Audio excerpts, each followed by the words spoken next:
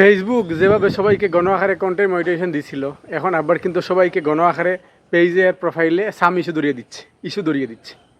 ভাই এটার কারণ হতে পারে যে অনেকে দেখবেন যে অ্যাক্সিডেন্টের ভিডিও, তারপরে হচ্ছে এই যে কয়েকদিন আগে একটা বিমান দুর্ঘটনা হইল, ওই বিমান দুর্ঘটনার ভিডিও, এই অ্যাক্সিডেন্টের ভিডিও, বিমান দুর্ঘটনার ভিডিও, আরও কিছু মারাত্মক জিনিস আছে। অনেকে এগুলা কিন্তু ভিডিও করা ফেসবুকে দেওয়া ঠিক না, তো অনেকে এগুলো না বুঝে এই ভিডিওগুলো দিচ্ছেন, এদেরকে কিন্তু দিচ্ছে।